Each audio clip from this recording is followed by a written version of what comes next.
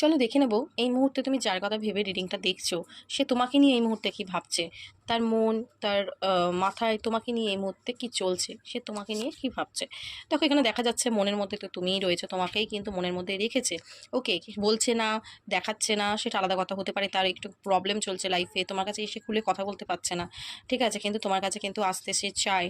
ঠিক আছে, গোপনে কিন্তু তোমাকে প্রচণ্ড অবজার্ভ করছে আমি দেখতে পাচ্ছি, এবং তোমার যে পার্টনার রয়েছে সে কিন্তু প্রচণ্ড ইমোশনালি তোমার সাথে কানেক্টেড, প্রচণ্ড অ্যাটাচমেন্ট ফিল করছে তোমার সাথে। ঠিক আছে, তোমার সাথেই আগে এগোতে চায়। যদি সে তোমাকে ছেড়ে বেরিয়ে গিয়েছিল, তোমাকে কোনো থার্ড পার্টি সিচুয়েশন দিয়েছিল, তোমায় কোনো মিথ্যে বলেছিল, তোমার সাথে কোনো ছলচাতুই করেছিল, তো আজকে সে কিন্তু নিজে অনুভব করতে পারছে যে আমি কি ভুল করেছি, আমি কি অন্যায় করেছি। ঠিক আছে, সে কিন্তু আর তোমায় ছেড়ে থাকতে চায় না।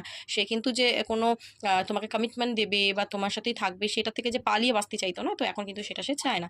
এখন কিন্তু সে তোমার সাথেই আগে এগোতে চায় রিলেশনশিপটাকে নিয়ে, এবং তোমার সাথেই থাকতে চায়, তোমার সাথে ম্যারেজ, তোমাকে কমিটমেন্ট দেওয়া, তোমার সাথেই থাকা। ঠিক আছে, সেটা কিন্তু চায়, এবং তার সাথে সাথে রিইউনিয়নটাও কিন্তু চায়। তো এনার্জি খুব ভালো আছে, এনার্জিটাকে ক্লেম করো, ইউনিভার্সকে গ্র্যাটিটিউড প্রে করো। ওকে, চলো, থ্যাংক ইউ সো মাচ।